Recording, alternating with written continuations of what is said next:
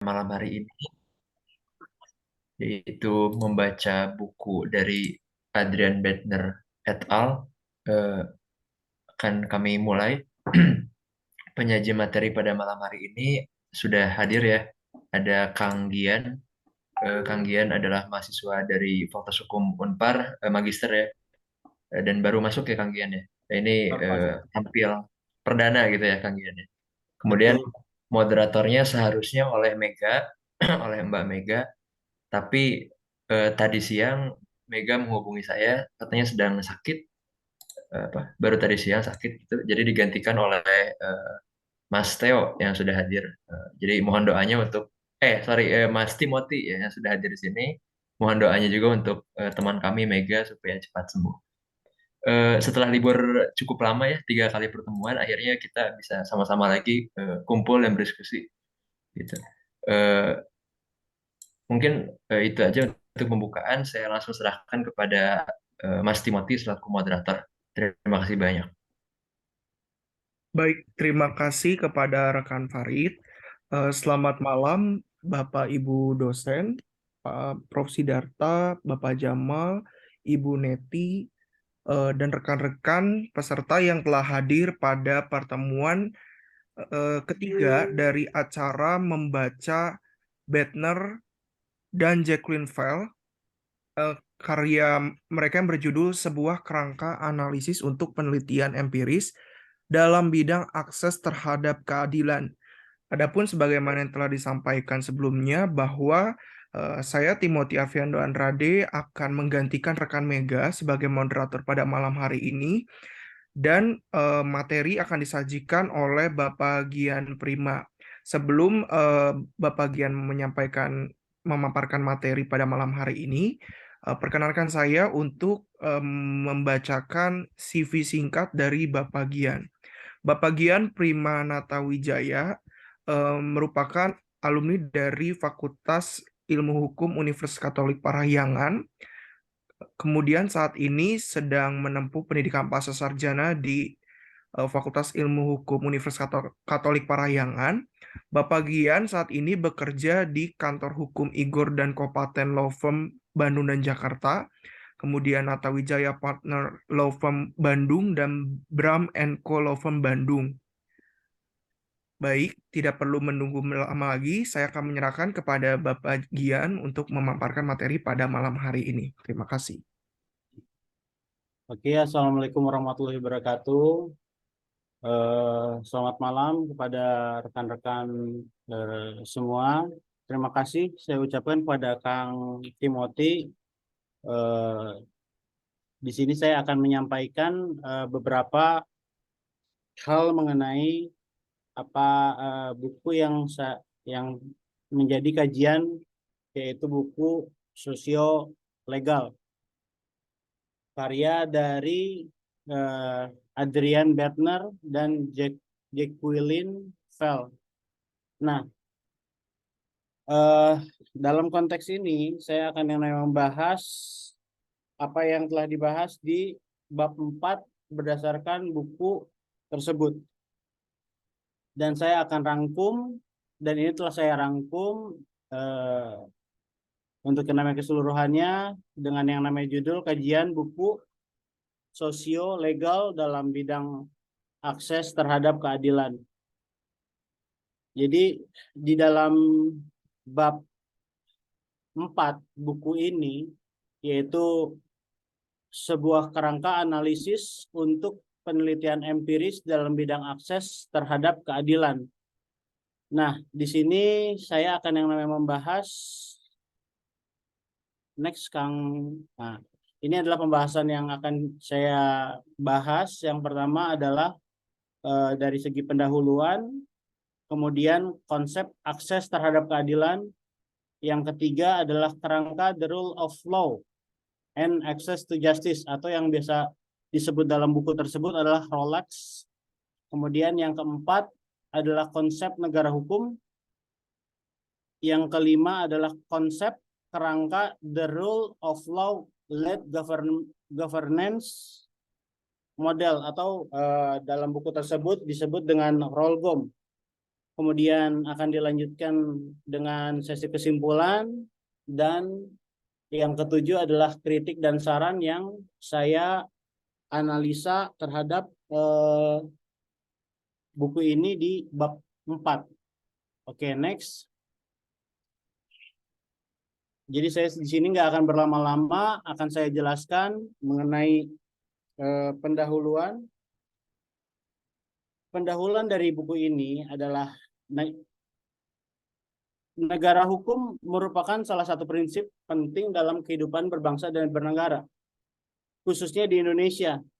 Meskipun prinsip ini sudah tercantum dalam Konstitusi Indonesia, namun penerapannya masih terbilang kurang efektif, terutama di negara-negara berkembang seperti Indonesia. Untuk itu diperlukan suatu upaya untuk meningkatkan penerapan prinsip negara hukum tersebut. Nah, salah satu upaya yang dapat dilakukan adalah dengan mengkaji konsep ROLAX dan ROLGOM yang dikembangkan oleh Adrian Bettner dan Jacqueline Fell. Kajian terhadap karya mereka tentang konsep tersebut diharapkan dapat memberikan pemahaman yang lebih jelas mengenai prinsip negara hukum dan upaya meningkatkan penerapannya di negara-negara berkembang seperti di Indonesia. Kajian ini akan membahas tentang konsep ROLEX dan ROLGOM serta penerapannya dalam upaya meningkatkan penerapan negara hukum di negara-negara berkembang. Selain itu, kajian ini juga akan mengidentifikasi kelemahan dan kelebihan dari kedua konsep tersebut, serta memberikan saran dan rekomendasi terkait pengembangan konsep tersebut di masa depan. Selanjutnya, Kang. Nah, pembahasan yang kedua di sini adalah mengenai definisi akses terhadap keadilan. Jadi, menurut buku Adrian Bettner, akses terhadap keadilan adalah hak dasar setiap warga negara yang harus dijamin oleh negara. Akses terhadap keadilan mencangkup hak warga negara untuk mendapatkan informasi tentang hak-hak mereka, mengakses sistem peradilan, serta mendapatkan perlindungan hukum. Namun, dalam kenyataannya, akses terhadap keadilan seringkali tidak merata dan terdapat hambatan-hambatan yang menghalangi warga negara untuk mengakses sistem peradilan yang mendapatkan perlindungan hukum yang layak. Hambatan-hambatan tersebut bisa bersifat ekonomi, sosial, maupun budaya. Jadi di dalam buku tersebut, bahwa Adrian Bettner ini menekankan bahwa negara itu harus memastikan bahwa sistem peradilan dapat diakses oleh seluruh warga negara tanpa pandang bulu dan memberikan perlindungan hukum yang adil dan efektif. Untuk mencapai hal tersebut, Adrian Bettner menyarankan beberapa langkah yang harus diambil oleh pemerintah, yaitu yang pertama adalah meningkatkan aksesibilitas sistem peradilan dengan menempatkan lembaga peradilan di daerah-daerah yang sulit dijangkau dan memberikan bantuan hukum gratis kepada warga miskin yang tidak mampu membayar biaya hukum. Yang kedua, meningkatkan transparansi dan akuntabilitas dalam sistem peradilan sehingga warga negara dapat memantau dan meningkatkan partisipasi masyarakat dalam proses peradilan, sehingga masyarakat dapat memiliki akses terhadap informasi tentang proses peradilan dan berpartisipasi dalam proses peradilan. Kemudian yang keempat adalah meningkatkan kualitas dan kapasitas lembaga peradilan dan aparat penegak hukum, sehingga sistem peradilan dapat bekerja secara efektif dan memberikan perlindungan hukum yang layak bagi seluruh warga negara, khususnya yang berada di Indonesia. Adrian Bettner juga menyoroti pentingnya pemberdayaan masyarakat dalam upaya meningkatkan akses terhadap keadilan. Masyarakat perlu diberdayakan untuk memahami hak-hak mereka dan berpartisipasi dalam proses peradilan. Dengan demikian, masyarakat dapat menjadi agen perubahan dalam memperjuangkan akses terhadap keadilan yang merata dan adil di Indonesia. Next, Kang. Nah, pembahasan yang ketiga adalah penjelasan mengenai kerangka akses terhadap keadilan atau yang biasa disebut di dalam buku tersebut adalah ROLAX. Nah, sebelumnya saya harus yang namanya menjelaskan juga bahwa ROLAX ini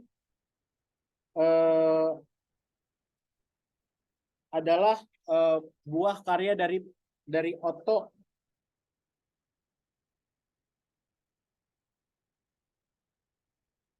dari teori yang dikemukakan oleh John Michael Otto selama persiapan proyek akses terhadap keadilan di Indonesia, dan pada perkembangannya sedikit dimodifikasi oleh penulis yaitu Bettner. Jadi ROLAX ini adalah karya John dari Michel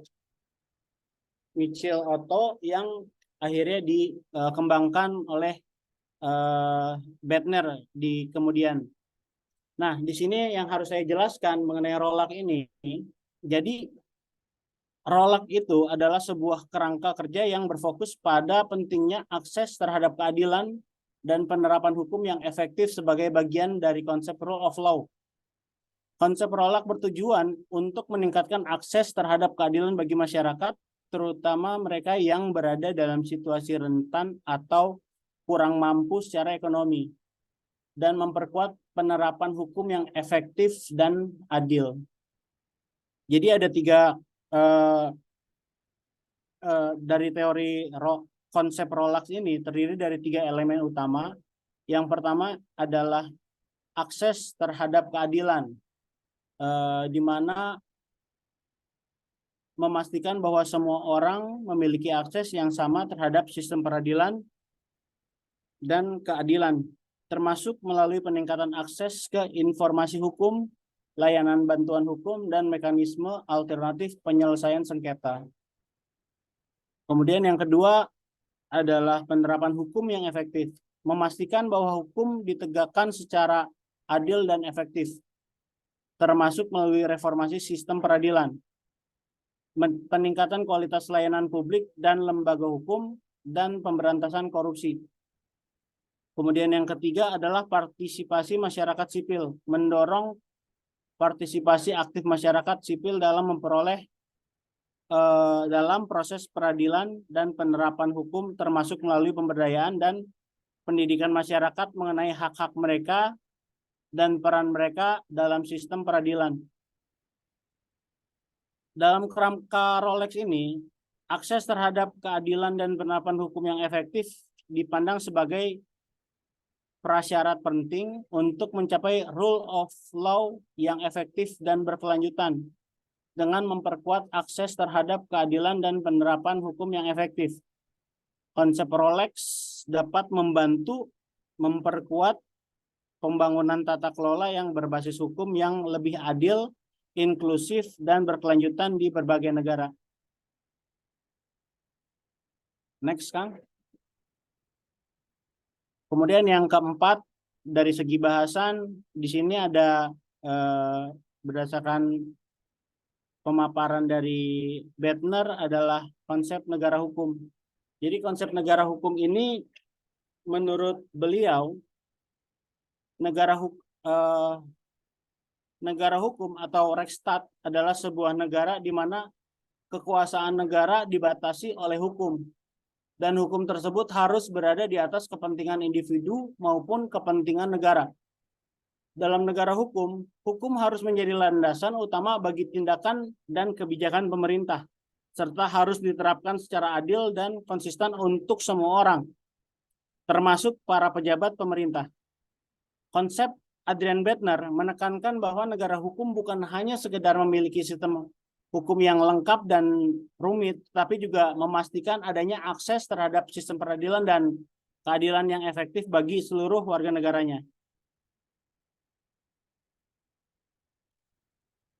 Next, Kang.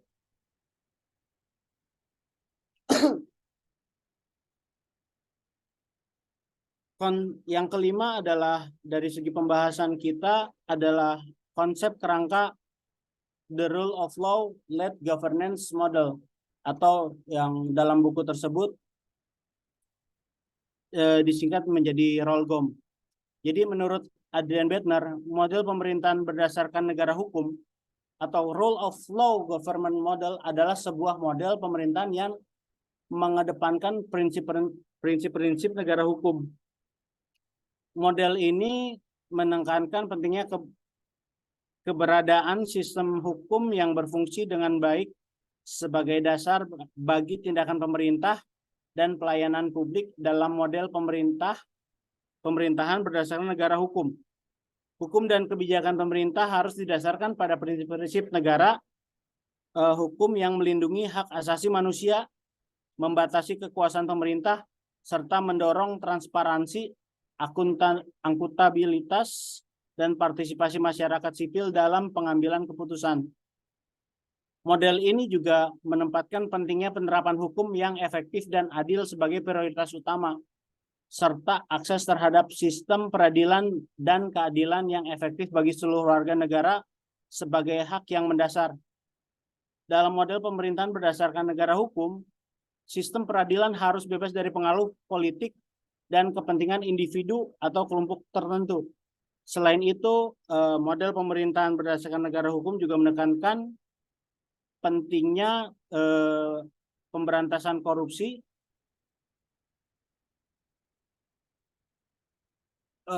dan meningkatkan kualitas layanan publik yang terkait dengan keamanan, keadilan, dan kesejahteraan masyarakat.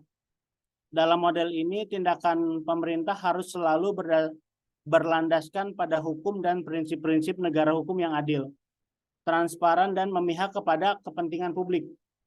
Secara keseluruhan, model pemerintahan berdasarkan negara hukum merupakan sebuah kerangka kerja yang mendukung terciptanya tata kelola yang berbasis hukum yang efektif, berkelanjutan, dan mampu memenuhi kebutuhan dan kepentingan seluruh warga.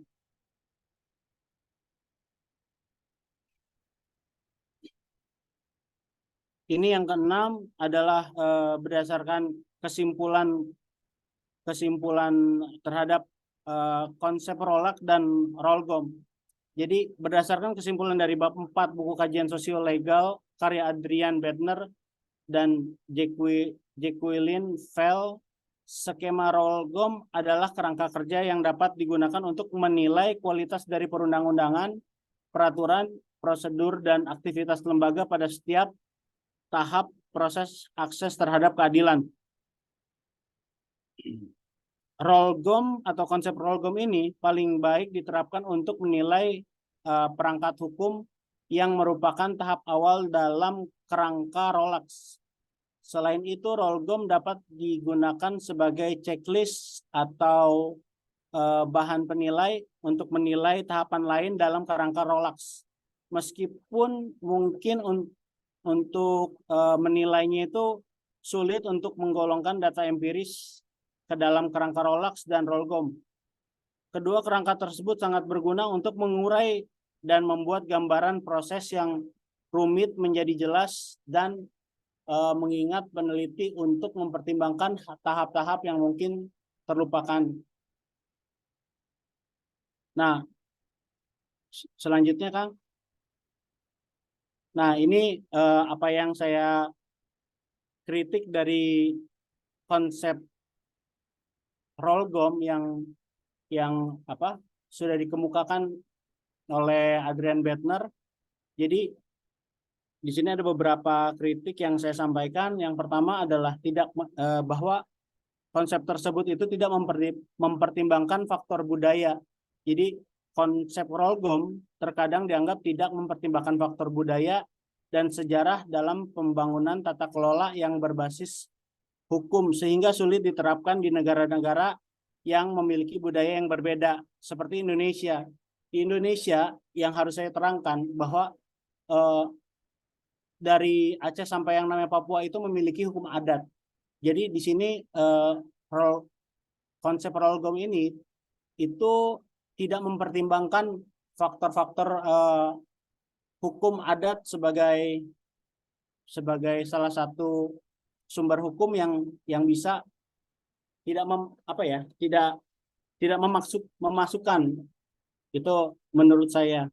Kemudian yang kedua, bahwa fokus pada aspek formal daripada substansi, bahwa konsep Rolgom ini terkadang dianggap terlalu fokus dengan aspek hukum formal atau formal hukum seperti peraturan dan lembaga hukum daripada substansi implementasi hukum tersebut.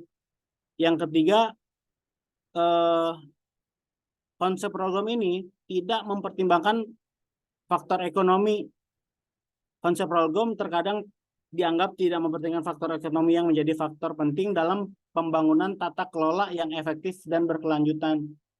Nah, apa yang saya sampaikan di sini itu memang tidak selalu dapat dijadikan dasar gitu untuk menolak konsep program secara keseluruhan. Karena konsep ini tetap memberikan pandangan yang penting dan berguna bagi para ahli dan praktisi dalam pembangunan tata kelola yang berbasis hukum dan efektif.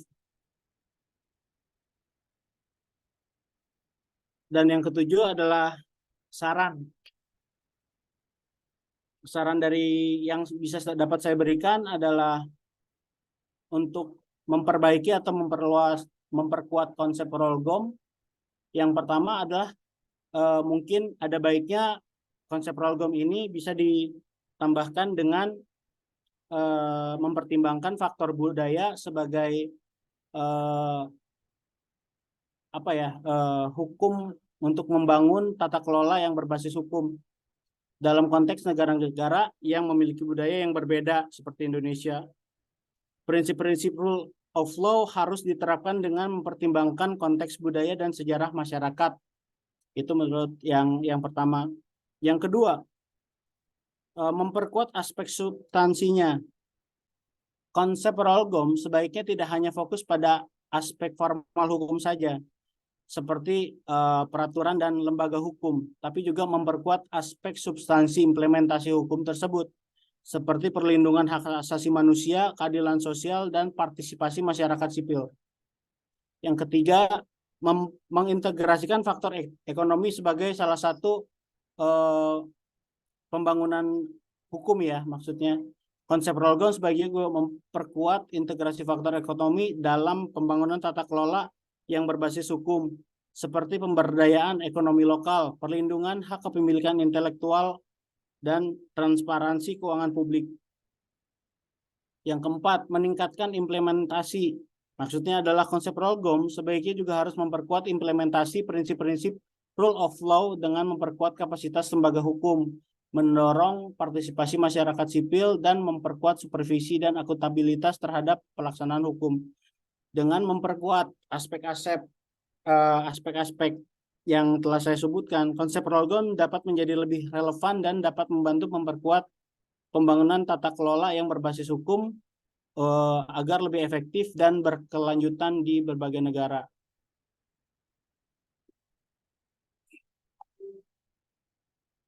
Selanjutnya mungkin sekian dan terima kasih atas perhatiannya. Itu yang kesimpulan dan bahasan yang saya tangkap dari bahan bacaan bab 4 kajian sosio legal. Mungkin begitu. Terima kasih sebelumnya. Assalamualaikum warahmatullahi wabarakatuh. Baik, terima kasih kepada Bapak Gian yang telah menyampaikan materi pada malam hari ini, dan kita sama-sama belajar banyak mengenai konsep Rolex dan Rolgom itu sendiri. Baik, selanjutnya akan dibuka sesi tanya jawab. Saat ini telah ada 3 responden. Yang pertama itu adalah Kang Theo, kedua Kang Farid, dan yang ketiga itu Kang Anang. Dipersilahkan sesuai urutan.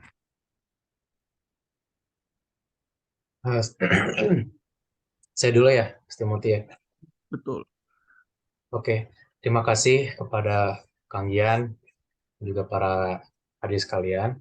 Cukup menarik tadi pembahasannya. Jadi ternyata ketika kita membahas tentang keadilan itu tidak hanya dapat timbul lewat jalur-jalur pengadilan atau jalur penegakan hukum lainnya, tapi juga dapat timbul melalui suatu kerangka penelitian.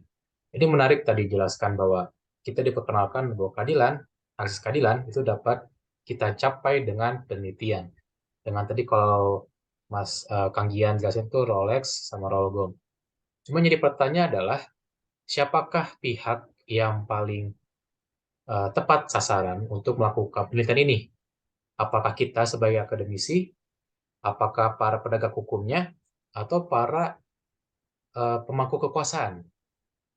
Apakah kita sebagai akademisi yang mungkin tahu gitu kan ya seluk-beluknya penelitian, bisa berdampak kepada dibukanya akses, atau kalau misalkan kita baca artikelnya, justru pengacara atau para penegak hukum.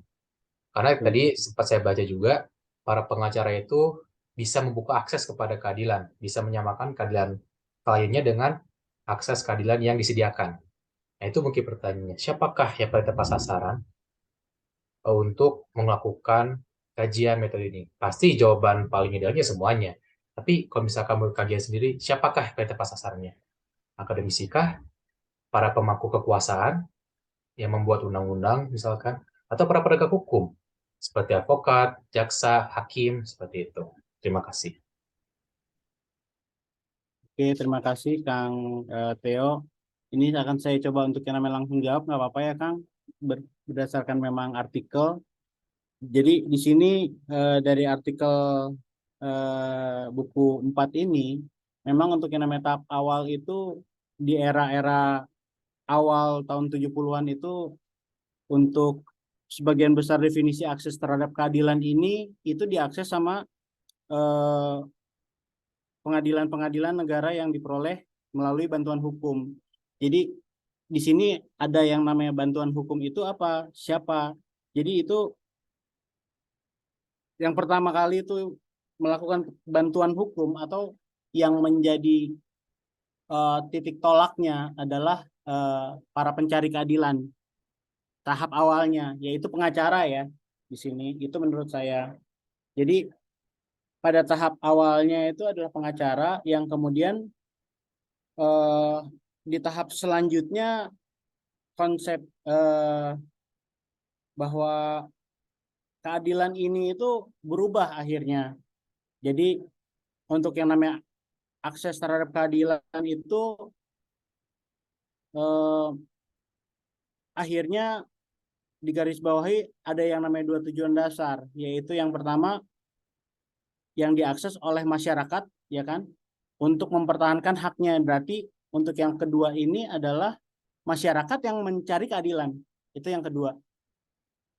Jadi yang pertama tuh di era 70-an itu adalah pengacara. Kemudian setelah kesini waktu berlalu, akhirnya para pencari keadilan.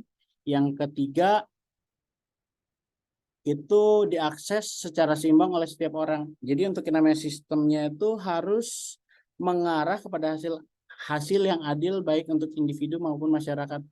Jadi intinya yang ketiga itu harus bisa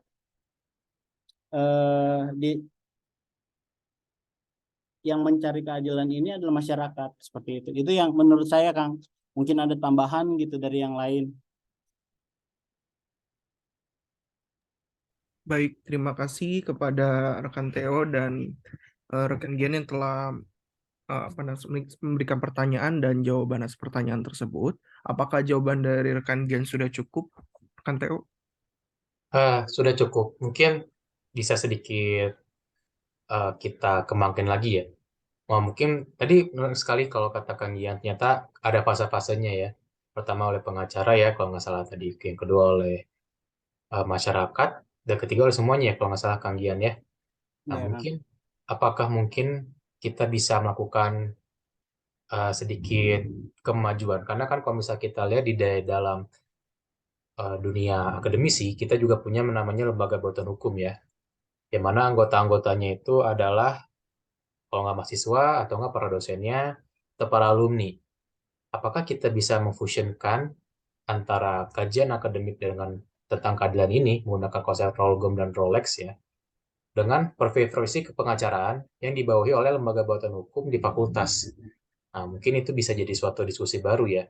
Karena kalau Ya. misalnya kita lihat, kalau misalkan para pencari keadilan ya, dalam hal ini adalah masyarakat yang tidak punya materi yang cukup istilahnya atau biaya yang cukup untuk menempuh biaya pengadilan, maka mereka pasti akan ke lembaga bantuan hukum. Nah, kalau misalkan di Indonesia sendiri, ternyata lembaga bantuan hukum yang paling terkenal itu bukan berasal dari universitas, tapi dari bukan berasal dari sekolah tinggi hukum ya, tapi dari swasta ya, atau mungkin pengacara yang membuka lagi kantor hukum, tapi khusus eh, buat orang-orang yang seperti termarginalkan. Mungkin itu bisa jadi suatu hal yang menarik kalau misalkan universitas menggunakan konsep Rolex dan Rollgong bisa membuat satu penelitian yang nantinya dikembangkan melalui dunia teknis melalui lembaga badan hukumnya. Mungkin seperti itu saja tambahannya. Terima kasih.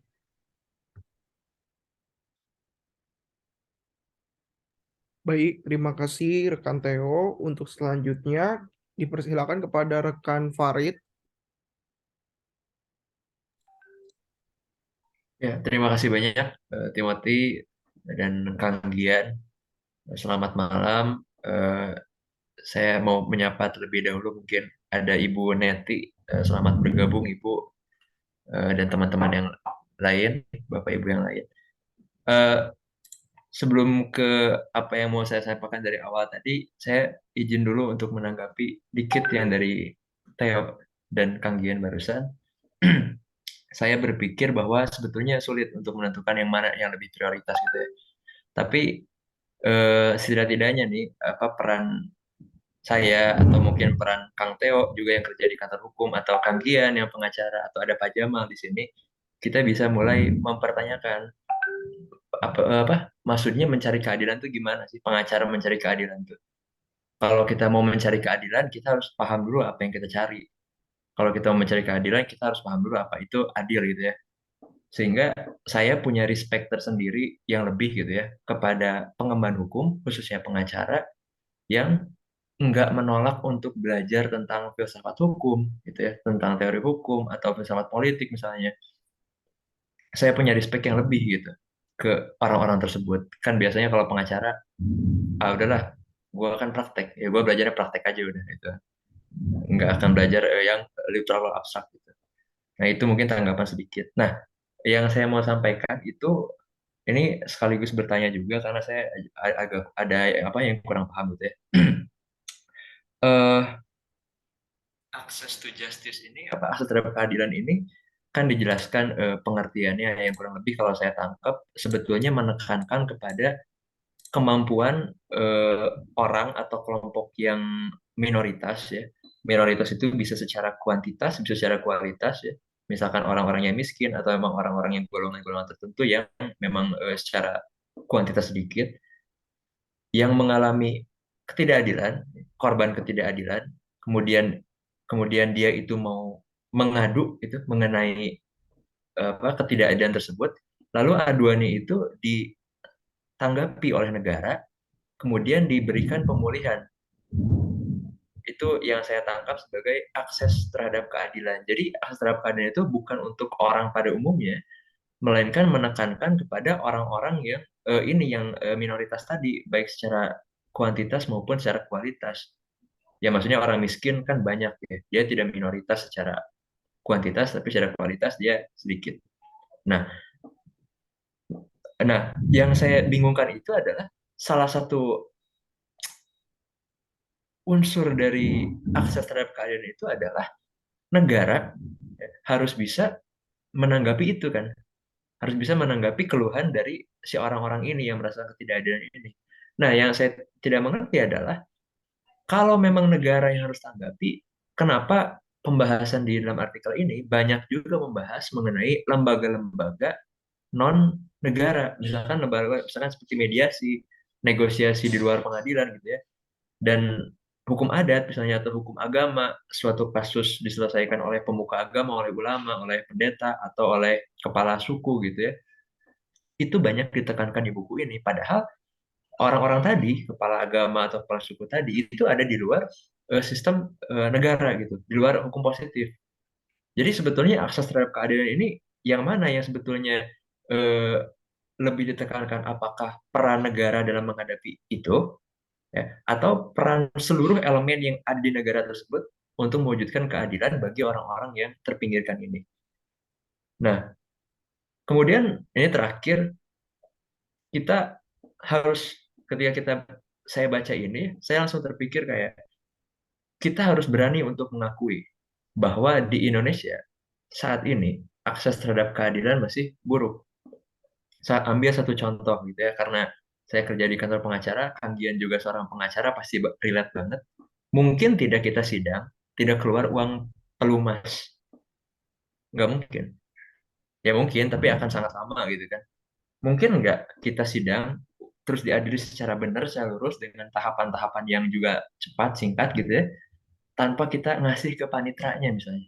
Atau tanpa kita ngasih uang supaya cepat gitu. Dari pengalaman saya yang masih pendek ini, itu nampaknya tidak mungkin.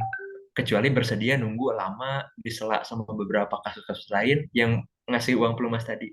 Nah, sehingga dengan kondisi yang kayak gini, ya, itu sangat tidak ramah untuk orang-orang yang marginal, terutama orang-orang miskin.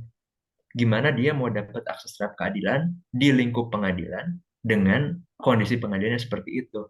Nah, saya nggak mau bicara soal masalah itu penyebabnya apa, atau masalah itu gimana cara mengatasinya, enggak. Yang mau saya katakan adalah ketika pengadilan itu kondisinya seperti ini, otomatis orang-orang yang marginal tadi lebih cari alternatif di luar pengadilan. Nah, alternatif di luar pengadilan ini tadi kembali lagi kepada pertanyaan saya yang awal.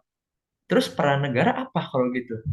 Kalau kondisinya seperti ini, mereka menyelesaikan kasus misalnya di depan seorang pemuka agama gitu, satu desa misalkan, ada orang yang dipercaya. Nah, itu nggak butuh negara hukum pun itu bisa terjadi kan, yang seperti itu. Nggak butuh konsep negara hukum. Sehingga saya menjadi mempertanyakan kembali hubungannya ini dengan negara hukum, akses keadilan itu apa gitu. Kalau pada akhirnya ada juga alternatif akses terhadap keadilan yang di luar tadi lembaga-lembaga yang disediakan oleh negara. Mungkin segitu. Terima kasih Kang Gian dan Mas Timothy. Baik, terima kasih Mas Farid atas pertanyaannya. Apakah rekan Gian akan menjawab sekarang atau menampung pertanyaan yang lain dulu? Mungkin sedikit tanggapan aja berkenaan dengan saran dan pertanyaan tadi ya. Di sini kalau misalnya kita kembalikan kepada yang menjadi kajian bahwa Rolex dan konsep governance Rolgom ini di sini hanya sebagai alat untuk yang namanya bahwa kita bisa menuju sebuah akses keadilan tadi ya, terlepas dari mungkin saran-saran yang bahwa di sini memiliki kritik gitu ya. Ini akan menjadi yang namanya kritik berarti terhadap konsep Rolgom yang dikemukakan oleh Adrian Bertner. Karena pada kenyataannya memang di dalam perkembangan ya untuk yang namanya bahwa menemukan keadilan tadi atau akses terhadap keadilan memang begitu kompleks menurut saya. Jadi dengan konsep yang memang diberikan sama Adrian Bertner ini hanya sebagai alat bantu aja, Kang. Tapi memang memiliki begitu banyak kekurangan bahwa belum yang namanya mencakup seperti adat tadi kan. Terus ada yang namanya dari kritik saya juga ada dari segi ekonomi. Nah, itu tidak dibahas nih di sini nih. Itulah yang menjadi yang namanya implementasi yang kurang gitu dari konsep Rolgom ini ya, yang saya lihat gitu. Karena dia tidak melihat yang namanya, jadi terlalu kaku terhadap sebuah konsep yang formal, tapi yang ibaratnya informal tadi ini bagaimana menanggapi seperti praktek-praktek yang memang kita kayak seperti yang namanya uang pelicin tadi mungkin ya yang Kang Farid kemukakan tuh tadi ada, atau yang namanya harus membayar, jadi yang namanya nggak efektif dong yang namanya ada hukum yang ada di Indonesia ini dalam segi praktek, bahkan jadi jauh lebih mahal dan memakan waktu yang lama seperti itu. Tapi kembali lagi nih untuk yang namanya saya melihat kekurangan dari Rolgom yang memang sudah dikemukakan oleh Adrian Bertner ini itu masih memiliki kekurangan-kekurangan tertentu, khususnya di hal-hal tadi dari segi ekonomi atau yang namanya eh, pembahasan mengenai adat atau yang namanya implementasi hukum agama itu nggak dikaji di sini. Nah, itu menjadi yang namanya salah satu kritik begitu. Itu mungkin menurut tanggapan saya, Kang. Mungkin sekian, terima kasih. Baik, terima kasih atas tanggapannya dari rekan Gian. Apakah tanggapannya sudah cukup menjawab pertanyaan rekan Farid? Oh, baik. Terima kasih. Selanjutnya, rekan Anang dipersilakan untuk memberikan tanggapan atau pertanyaan. Tes tes, apakah suara saya terdengar? Sudah terdengar, Mas Anang. Baik, terima kasih Mas Timothy, Kang Timothy ya, dan ada Kang Gian. Sebelum ini ya masuk ke pembahasan kita, mungkin ada baiknya saya pengen ini dulu, mungkin kita refleksi dulu tentang siapa sih sebenarnya Adrian Bettner ini sama Ibu Jacqueline Fell gitu.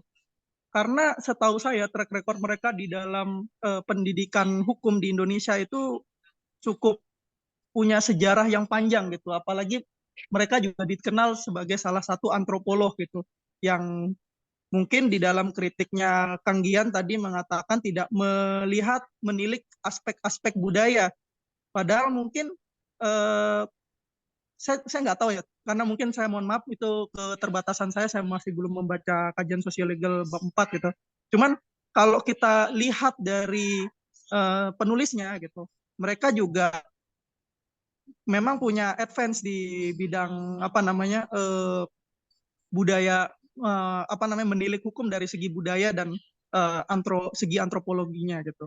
Nah, mungkin apa namanya itu perlu untuk kita refleksi bersama, apakah memang betul si Adrian Bettner dan Bu Jacqueline Field ini tidak menampilkan aspek budaya yang ada di sana gitu.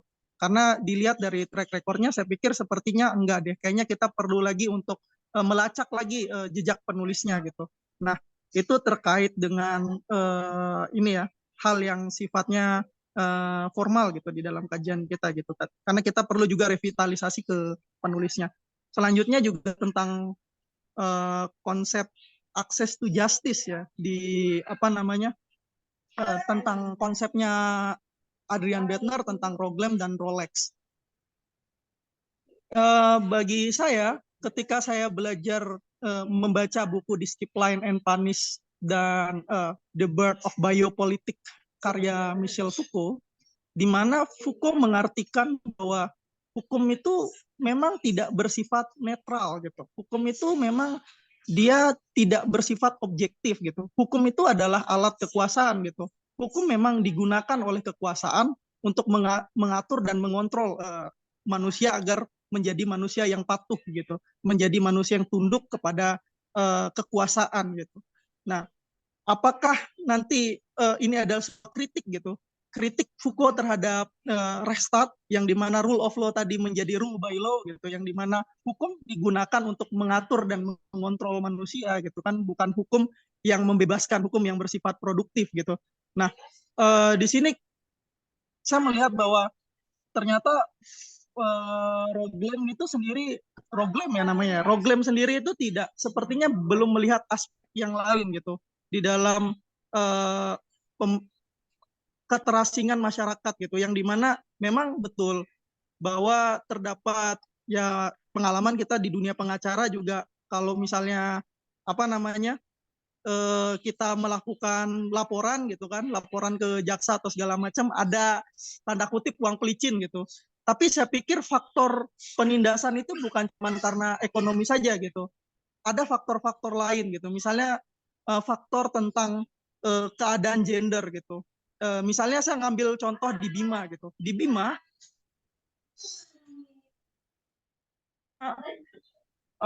Bima itu sempat ada korban pelecehan seksual yang dia itu mengalami namanya tuh gangguan jiwa gitu. Nah, bahkan pihak kepolisiannya di sana atau aparat penegak hukum itu mengedepankan supaya apa namanya, korban ini dinikahkan oleh pelaku gitu. Padahal kan dia dalam keadaan masih di bawah umur dan juga dia ODGJ gitu. Nah, apa ya? Sepertinya paradigma aparat penegak hukum kita ketika kita lihat di sini begitu mengupayakan agar kasus-kasus pelecehan itu ya memang apa namanya, itu merupakan suatu apa namanya, relasi gender gitu yang laki-laki itu dianggap lebih lebih punya power yang lebih tinggi gitu ketimbang perempuan gitu. Mungkin ada relasi gender juga di sana gitu. Mungkin bukan hanya sekedar relasi ekonomi. Ya saya juga sepakat gitu bahwa memang eh, dalam biaya perkara hukum itu ya memang harus mengeluarkan biaya ringan, bahkan juga harus digratiskan gitu kepada masyarakat yang memang kurang mampu di sana gitu. Tapi mungkin ada juga faktor-faktor lain yang menindas gitu selain juga faktor ekonomi gitu.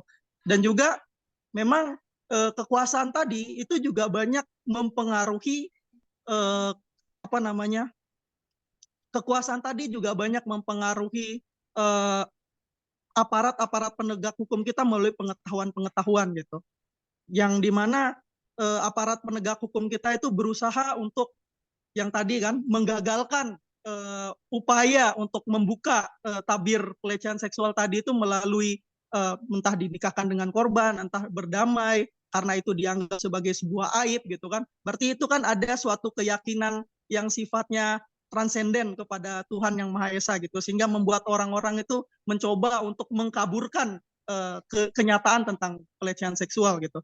Nah, eh, saya pikir itu aja ya. Mungkin akan lanjut refleksi yang lebih eh, komprehensif ya. Terima kasih. Terima kasih Baik, Mas Gian, Mas Timo.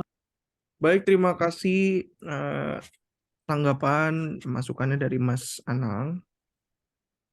Apakah rekan Gian mau menanggapi?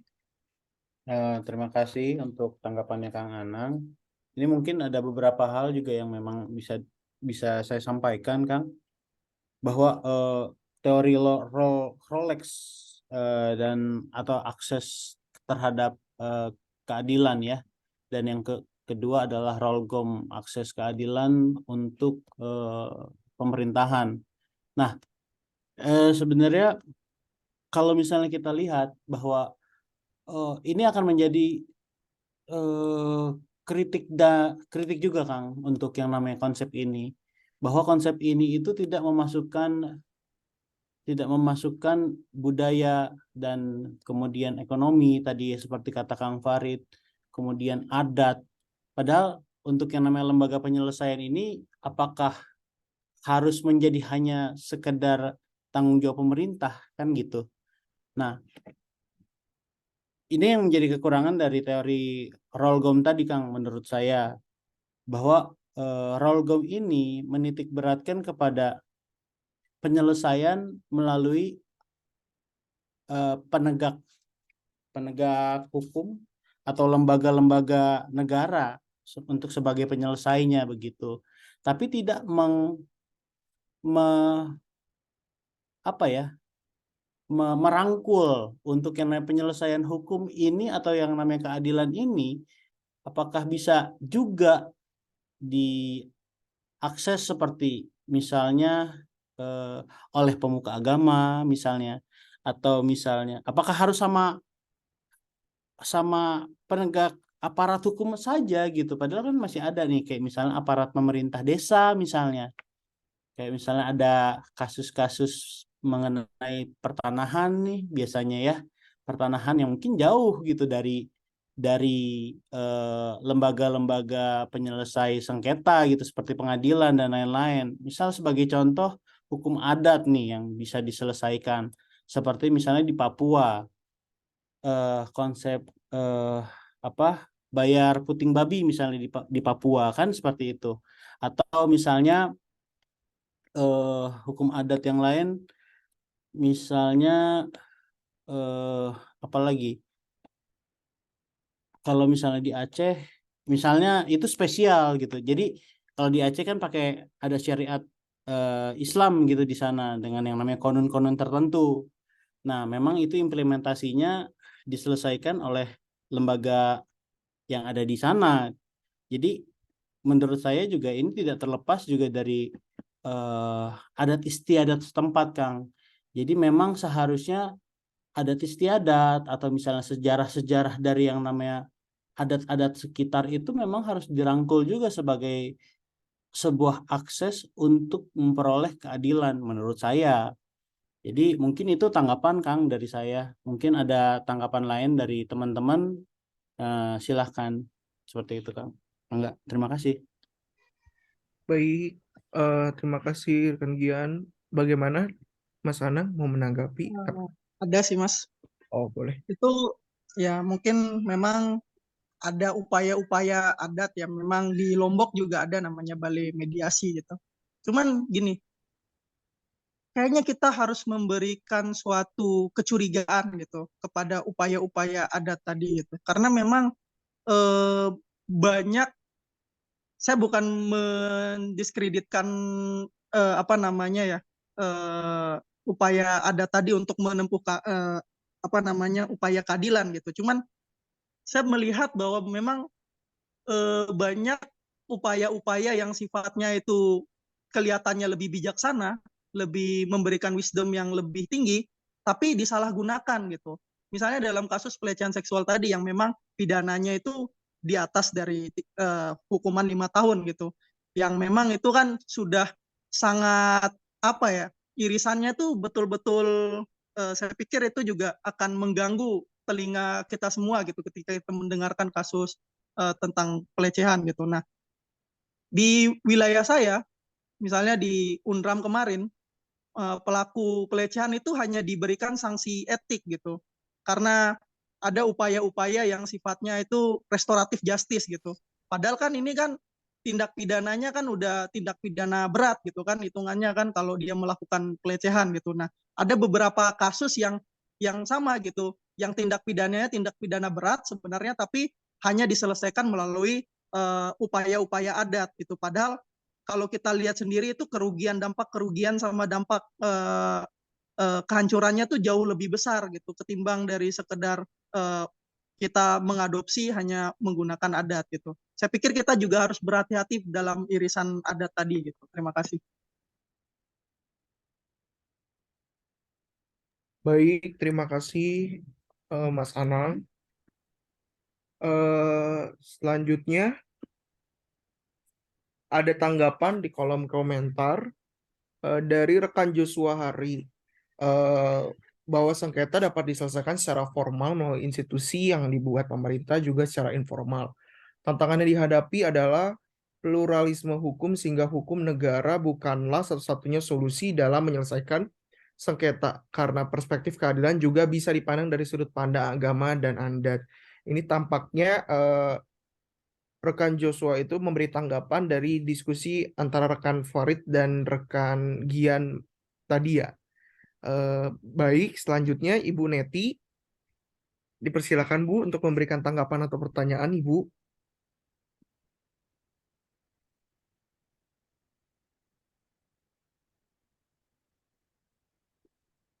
Halo,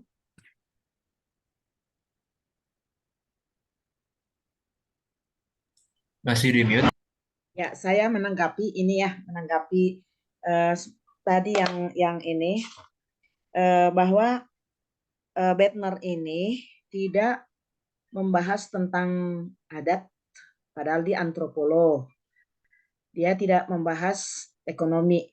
Nah, sebetulnya begini saya lihat ya, ini sebetulnya reaksi terhadap hukum sebelumnya. Sebelumnya itu kan memang justru banyak hukum itu didasarkan kepada antropolog dengan agama dengan yang lain-lain justru. Nah, sekarang untuk mencapai penyelesaian itu sehingga ada kepastian, nah lalu diarahkan kepada formal. Sebetulnya itu. Jadi melihat sebenarnya kepada kasusnya ini ya, mengapa sebenarnya sebelum kita coba lihat ya, sebelum dulu juga civil law sebetulnya ya, pada zaman dulu itu penyelesaiannya adalah win-win, adat, agama, filsafatnya sangat kuat. Tetapi tidak fokus. Tidak fokus itu saya lihat ya. Nah, kemudian setelah zaman Renaissance ke sana begitu ya. Nah, dicoba kalau seperti ini di mana kepastian? Dan kita jangan lupa sebetulnya hukum itu kan tujuannya selain sebenarnya untuk kebahagiaan, tetapi juga harus diformalkan ini sehingga bisa terlaksana. Nah, tujuan itu kepastian, kebahagiaan, keadilan, ketertiban. Yang mana? Nah, itu tanggapan saya. Nah, sekarang khusus Indonesia saya lihat ya. Indonesia sekarang. Kalau dulu memang tanggapan saya nih ya, khususnya apalagi saya memang membidangi hukum lingkungan, justru hukum lingkungan itu sekarang bukan hanya kepastian, tetapi kemaslahatan bagi orang banyak. Nah, jadi kita dulu memang lebih kepada kepastian ini dengan undang-undang. Coba kita lihat KUH Perdata, sistemnya semua sampai detail banget. Juga hukum pidana seperti itu ya. Tetapi sekarang setelah Indonesia merdeka saya lihat ya, banyak dipengaruhi oleh common law justru. Common law. Di perdagangan, di lawyer, di yang lain-lain, sehingga hukum kita sebenarnya sudah bergeser ini tidak hanya lagi di. Nah, Bettner ini saya lihat justru dia lebih di kepastian, dia yang dia sorot. Dia sorot. Belum kepada kemaslahatan. Nah, Indonesia di mana nih? Saya melihat ya, kalau khusus untuk pasal 33 itu ya. Nah, itu tentang sumber daya alam gitu ya. Bumi, air, kekayaan terkandung di dalamnya dikuasai oleh negara. Berarti kan kalau untuk itu peran negara yang lebih banyak. Nah, kalau dalam kaitannya mencari keadilan apa yang mau kita cari? Keadilan bagi para pencari keadilan yang bersengketa, berarti para pihak dong. Siapa pihaknya? Kalau pihaknya adalah masyarakat dengan negara atau masyarakat dengan. Nah, tetapi kalau pencari keadilannya adalah misalnya pihak ini dengan pihak ini, ya kepastian yang lebih diutamakan di situ memang. Nah, di situ masuk uang pelicin. Tapi kalau pencari keadilan itu adalah masyarakat banyak yang kena pencemaran atau yang lain, apakah di sana pelicin juga? Saya rasa tidak. Nah, tanggapan saya itu. Jadi keadilan seperti apa yang mau kita cari? Nah, seperti tadi yang Saudara Anang, punten ini ya. Keadilan antara si pelaku dan si korban. Nah, ini mana yang lebih efektif nih? Nah, sekarang kalau pelakunya adalah pengusaha ini dengan siapa? Pelicin masuk di pengadilan. Tapi kalau mencari keadilan maksud saya untuk orang banyak seperti class action, apakah di sana orang pelicin juga? Jadi coba kita lihat nanti fokus keadilan yang mau dicari, akses keadilannya apa? Publikkah atau person atau para pihak? Nah, ini memang harus lebih difokuskan juga. Itu sekedar tanggapan saya melihat keadilan akses to justice tadi. Jadi Bettner, mana ini yang memang menggunakan hukum adat, mana ini yang menggunakan hukum agama, mana ini. Nah, tentu ini kan melihat kepentingan keadilan yang diinginkan oleh sengketa tersebut. Itu tanggapan sementara dari saya, Pak Gian. Terima kasih, Bu. Mungkin ada tanggapan lagi dari rekan-rekan? Baik, terima kasih kepada Ibu Neti. Apakah rekan Gian ingin menanggapi? Cukup, Kang. Oh, baik. Terima kasih. Selanjutnya ada rekan Theo. Terima kasih sebelumnya Ibu Neti yang telah memberikan tanggapan dan saran. Dipersilakan Mas Theo untuk memberikan tanggapan atau pertanyaan. Mungkin sedikit tanggapan. Terima kasih Mas Timothy dan Ibu Neti. Jadi perihal tadi Mas Anang, saya sangat setuju dengan definisi hukum yang dibawakan oleh ahli yang dikutip oleh Mas Anang tadi ya. Hukum memang pada awalnya adalah digunakan untuk menertibkan. Ya. Bisa kita juga lihat contohnya pada hukum purba di Babilonia gitu ya, yang gigi dibalas gigi, mata dibalas mata, darah dibalas darah, dan juga sebagainya. Namun saya juga setuju bahwa kita juga harus melihat bahwa hukum itu kan berkembang. hukum itu bukan lagi menjadi alat untuk menertibkan semata, tapi juga untuk alat memberikan akses keadilan. Nah, di sini ada poin penting yaitu akses keadilan. Inilah yang menjadi masalah. Karena akses keadilan ini yang kadang tidak seimbang. Ada ketidakseimbangan ini kan disebabkan dari akses dari segi ekonomi atau perilaku, gender, politik yang ada, sikap politik yang diberikan oleh pemerintah kepada satu subjek tertentu, misalkan tadi kalau kata Bu Deti lingkungan. Nah, menurut saya, oleh sebab itulah mungkin ini menjadi poin penghubung antara tulisannya dari Adrian Bettner dengan Jack Canfield ini perihal Rolex. Jadi bagaimana Rolex ini mengkaji bagaimana akses keadilan itu diberikan kepada masyarakat, aksesnya. Nah, namun tadi benar juga, bagaimana dengan keadilan? Apa itu keadilan? Keadilan seperti apa yang harus dicari ketika akses sudah dibuka, misalkan, dengan penelitian oleh Rolex? Menurut saya sebenarnya Rolgom ini bekerja.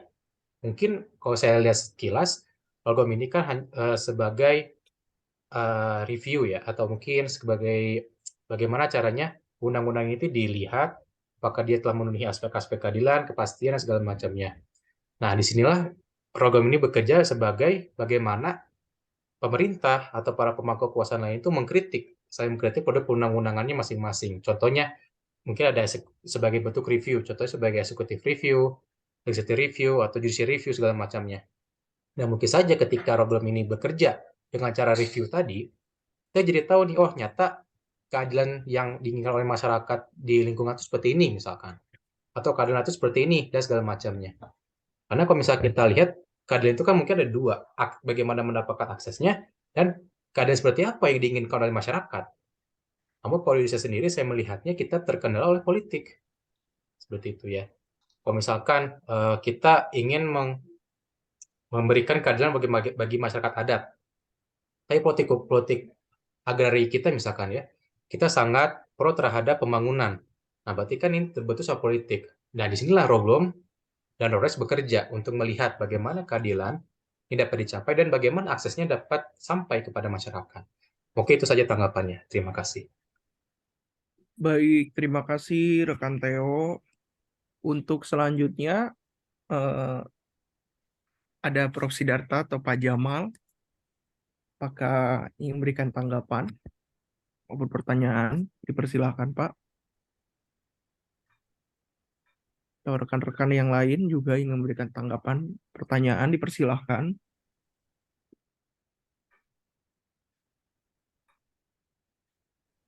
Boleh sedikit tambahan? Dikit saja. Boleh, Ibu. Ya, tadi itu tolong keadilan itu, mohon maaf Pak Sidarta dengan Pak Jamal ya, sedikit aja ini. Keadilan itu kan sebenarnya kan apabila setiap orang, setiap pihak mendapatkan haknya sesuai dengan martabat atau kedudukannya. Kira-kira begitu kan ya. Nah, jadi ini kan umum. Jadi kalau kita berbicara keadilan, menurut saya itu jangan dilepaskan dari politik hukumnya. Kemana arahnya? Nggak akan bisa keadilan yang bagi semua, saya pikir gitu ya. Tapi kita melihat apa politik hukum dari perundang-undangan itu yang mau dicapai sehingga seperti itu. Kira-kira seperti itu saya melihatnya. Berarti kan misalnya seperti yang saya dalami. Apa sebenarnya politik hukum dari pembangunan berkelanjutan? Bagaimana menggunakan alam itu untuk bisa sustainable development, keadilan bukan hanya untuk generasi sekarang dan yang akan datang. Jadi kita lihat fokusnya di sini, keadilan apa yang ingin menjadi target yang akan dicapai. Nah, demikian juga dalam penyelesaian sengketa di pengadilan, ini sengketa apa ini? Maka kita menggunakan hukum, politik hukumnya apa? Itu yang mau saya tambahkan. Terima kasih. Baik, terima kasih Bu Neti. Tadi ada Pak Jamal, Pak, yang sudah mau memberikan tanggapan. Mangga, mangga.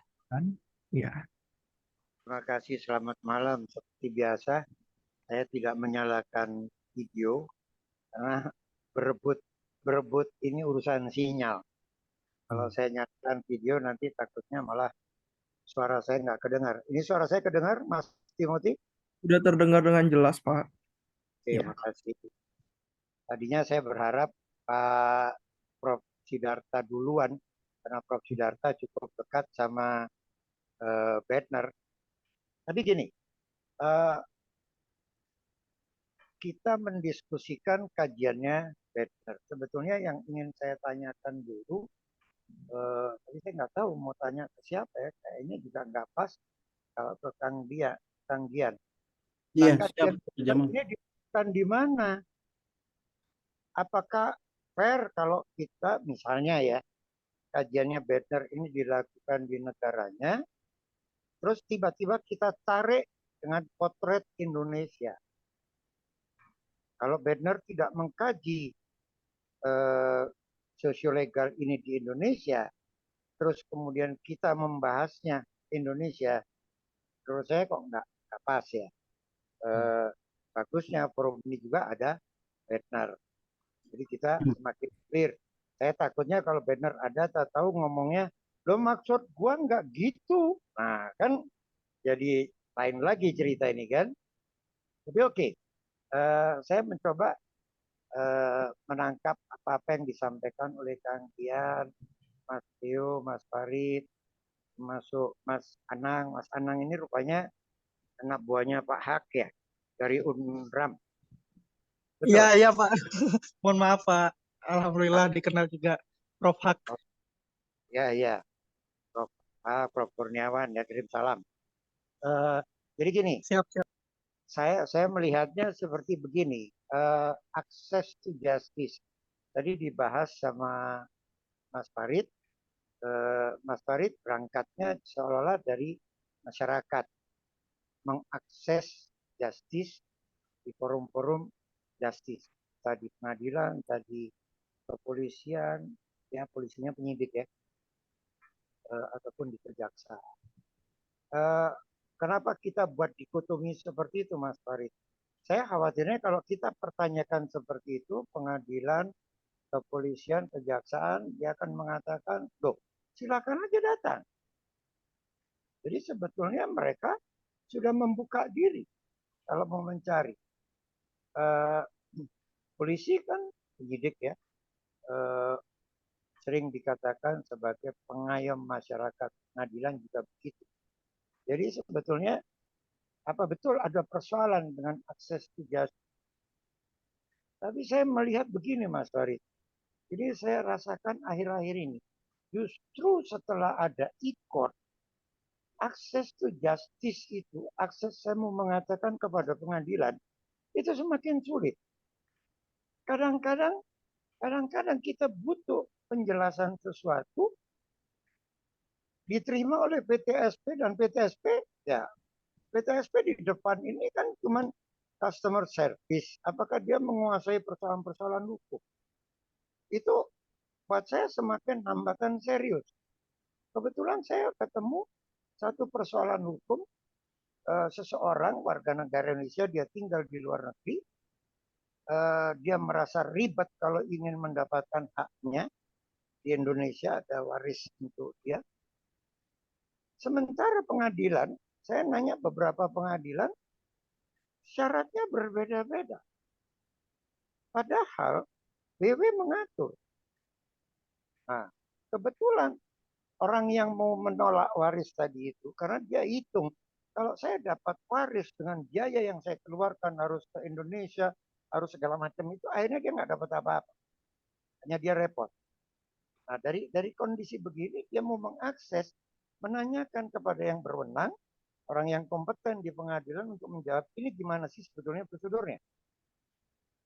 Ada diterjemahkan oleh Pengadilan Negeri Bandung, ini Bandung ya, Pengadilan Negeri di Bandung dilakukan melalui akte notaris. Nah, saya ketemu sudah 3 notaris. 2 menolak. Saya setuju sama yang menolak.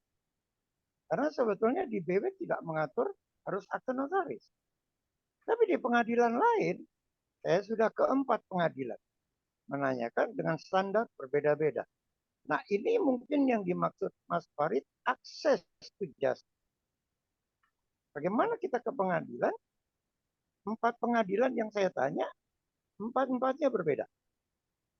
Saya nggak tahu. Kalau di BW sudah ada aturannya. Nah, kemudian dikait-kaitkan juga dengan persoalan gender oleh Mas Anang tadi. Ada soal apa sih sama gender? Saya tidak tahu. Jangan-jangan kita terjebak karena kita sendiri yang mempersoalkan gender. Jadi hal-hal yang saya pikir kalau kalau ini benar kajian sosiolegalnya Webner seperti yang kita bahas seperti ini, saya kok nggak yakin. Yang saya tahu di Belanda, dia hukumnya lebih established. Saya pernah berurusan dengan notaris di Belanda. Nggak segitunya. Bahkan kalau kita baca New BW, mereka sekarang ini lebih open mind dibanding kita yang masih rigid dengan BW yang 1848 tadi. Nah, hal-hal begini yang saya pikir kayaknya kajian sosiolegalnya saya sangat setuju. Tapi apa iya kita bisa memotret kajiannya Bednar, langsung kita tarik dengan potret Indonesia. Ini yang saya belum punya jawab, belum tahu. Nah, kemana kita diskusi? Mungkin Kang Gian yang komentar duluan, mau kemana kita? Siap, Kasih. Pak Jamal. Jadi tanggapan dari saya, Pak, bahwa kajian dari legal ini, Pak, yang berhubungan dengan Rolgong, ini sebenarnya hanya sebagai alat. Itu yang memang harus saya akui, Pak, dari apa yang saya baca. Dan ini memang apabila diterapkan di khususnya di Indonesia, memang ada beberapa hal yang memang menjadi kekurangan. Seperti yang tadi saya sudah masukkan dalam kritik tuh. Di situ ada yang namanya berhubungan dengan ekonomi misalnya. Terus yang kedua ada dari segi hukum budaya, ada yang namanya dari sejarah, Pak. Nah, makanya di sini tidak mungkin hanya jadi yang namanya menambahkan gitu. Jadi bahwa memang alat ini memang untuk diperuntukkan untuk mengembangkan, Pak. Itu yang saya maksud bahwa konsep Rolgom ini yang digunakan sebagai alat begitu. Makanya ada kritik yang memang saya bangun sebagai kekurangan dari konsep Rolgom dan Rolox ini di Indonesia itu nggak sepenuhnya bisa diterapkan karena memang ada kekurangannya. Cuman dari yang namanya saya memiliki saran yang pasti dengan melihat dari mempertimbangkan satu adalah faktor budaya yang kemudian memperkuat aspek substansinya tadi. Kemudian yang ketiga itu faktor ekonomi, yang keempat adalah meningkatkan implementasi terhadap lembaga-lembaga akses keadilan tadi, Pak, seperti yang namanya kepolisian atau misalnya pengadilan seperti itu. Itu menurut tanggapan saya, Pak. Terima kasih. Izin saya menambahkan sedikit ya untuk Kang Gian. Siapa Jamal?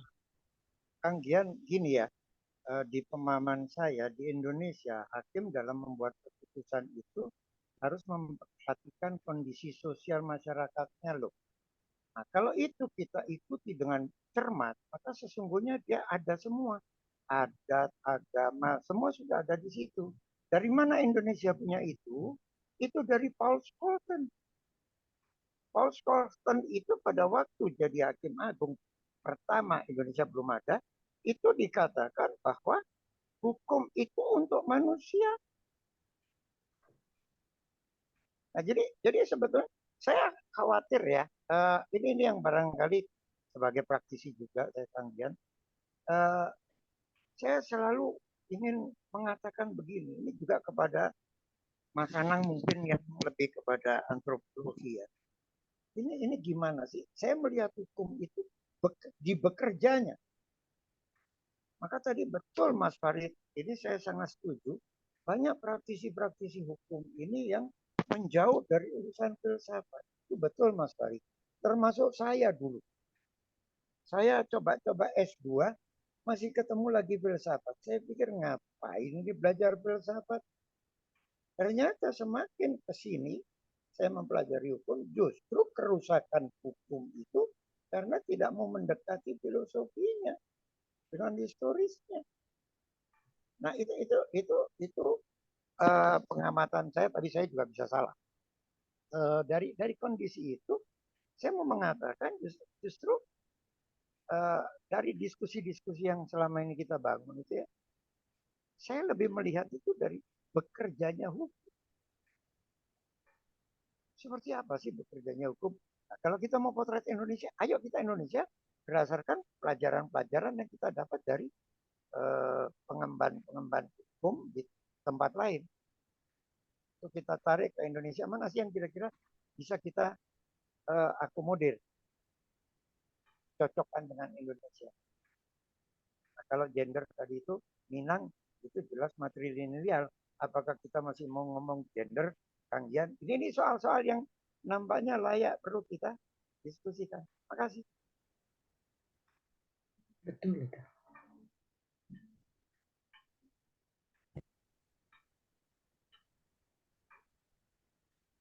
Halo, Jamal, boleh nyambung? dipersilakan Pak Sidarta. Ya, Dan Sidarta memang. ya ikut meramaikan saja ya. Jadi buku ini ditulis sebetulnya untuk tujuan melengkapi metode penelitian yang cenderung doktrinal. Karena itu ada Prof. Sulis dan sebagainya di sini. Kalau soal apakah yang dibahas di sini itu bisa dipakai di Indonesia, tinggal kita lihat ya referensi yang dipakai di tulisan Bettner itu menurut saya sebagian besar itu mengenai Indonesia gitu. Jadi pasti itu ya karena dia seorang Indonesianis juga.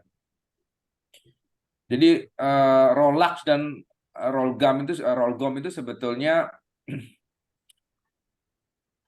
mengikuti cara berpikirnya sosiolegal memang, sosiolegal yang benar ya. Karena sosiolegal itu harus kita tempatkan sebagai satu kajian interdisipliner. Kalau hanya berhenti di Rollach sebenarnya cukup. Tapi dia belum dianggap sebagai kajian hukum yang menarik kalau tidak ada kritik terhadap sisi normatifnya. Nah, Rollgom itu yang memberi kajian itu, mengkritik dimensi normatifnya. Makanya dia, coba kita lihat ya di halaman 111 ya. Di bagian kesimpulan dari tulisan Bettner itu kan dia mengatakan skema Rollgom dapat digunakan untuk menilai kualitas dari perundang-undangan, peraturan, prosedur, dan aktivitas dari berbagai lembaga pada setiap tahap proses akses terhadap keadilan. Jadi akses to justice-nya. Kalau kita lihat dari Rollach, itu kan problemnya berangkat dari bottom up ya. Ada orang mengalami ketidakadilan, dia kemudian merasa ketidakadilan itu harus disuarakan, karena itu dia perlu ada kesadaran itu. Nah, kesadaran itu kemudian dikanalisasi oleh, kalau syukur-syukur kalau ada lembaga negara yang melakukan, tapi kalau tidak oleh lembaga non-negara yang melakukan. Makanya tadi kalau ada pertanyaan kenapa bicara tentang lembaga non-negara dan sebagainya, ya karena negara itu tidak punya kepanjangan tangan untuk menyentuh setiap inci dari kehidupan bermasyarakat. Di negara manapun, sama. Makanya ada semi-autonomous social field. Ya. Ada wilayah-wilayah yang semi-autonomous. Begitu negara tidak hadir, sebentar saja masyarakat akan mengisi ketidakhadiran itu. Saya sering mengambil contoh misalnya kalau teman-teman lihat terutama di Jakarta ya. Di setiap putaran itu U-turn itu kadang-kadang ada Pak Oga di situ berdiri. Mengapa Pak Oga berdiri di situ? Sebenarnya itu adalah lambang ketidakhadiran negara. Ketika polisi lalu lintas tidak hadir di situ, ya dia hadir, dia mengisi di situ. Selalu begitu. Preman-preman di terminal dan sebagainya, kenapa mereka hadir? Karena negara tidak hadir. Padahal ketidakhadiran negara itu dibutuhkan sebetulnya. Ya mungkin karena informasi yang tidak jelas, karena keamanan yang tidak mumpuni, maka diisi. Ormas-ormas misalnya, bergaya semi militer dan sebagainya, kenapa bisa tumbuh di Indonesia? Ya karena negara tidak hadir, bahkan negara abai, membiarkan. Begitu besar baru ribut. Itulah bentuk dari masuknya kekuasaan non-negara untuk mengisi absen dari negara itu. Makanya harusnya itu diarahkan untuk membantu masyarakat yang merasa tidak diperlakukan tidak adil itu untuk dapat disalurkan untuk akses to justice-nya. Jadi sebenarnya itu bisa dinilai. Jadi bisa positif, bisa negatif ya, campur tangan dari kekuasaan non-negara itu. Jadi hukum adat pun tadi benar, tidak selalu artinya baik. Kadang-kadang tokoh-tokoh adat itu memanfaatkan kekuasaan informal yang dia miliki dan disalurkannya justru untuk kadang-kadang keuntungan diri sendiri. Mengapa? Lagi-lagi karena negara lemah. Nah, apakah negara harus kuat sepenuhnya? Nah, itu juga menjadi persoalan. Makanya kita akan lihat ada negara hukum yang sangat formalistis ya, yang disampaikan oleh Brian Tamanaha, ada tipe tebal, tipe tipis dan sebagainya. Itu di halaman 107 itu menarik. Saya selalu kalau orang ngomong negara hukum biasanya saya terbayangkan petanya Brian Tamanaha di situ. Itu yang dipakai. Jadi Rolgom itu jangan kita kritik bahwa dia barangkali tidak memikirkan, karena dia merupakan kelanjutan dari Rolex-nya. Rolgom tidak ada artinya kalau tidak ada Rolex-nya sebetulnya. Jadi teori Rolgom yang dikembangkan Bettner itu karena melihat bahwa Rolex itu kurang banyak mengkritisi sisi normatif. Kalau kita bicara bukunya Brian Tamanaha tentang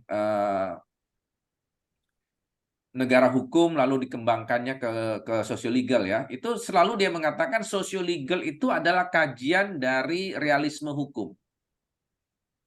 Realisme hukum itu adalah aliran filsafat hukum yang paling frontal menentang legisme. Nah, karena dia menentang legisme, maka dia pasti mengkritik positivisme hukum. Atau kalau mau lebih clear-nya, dia mengkritik formalisme hukum. Hukum formal itu ada celah yang menunjukkan di situ negara tidak sepenuhnya bisa berperan untuk memberi akses terhadap keadilan bagi semua warga, terutama warga yang memang dalam posisi lemah ya, bargaining position-nya lemah, terus posisi tawarnya lemah ketika berhadapan dengan banyaknya kepentingan di sekitarnya gitu. Misalnya tadi ada aspek misalnya ketidakadilan gender tadi disinggung ya, tapi tidak hanya itu tentunya.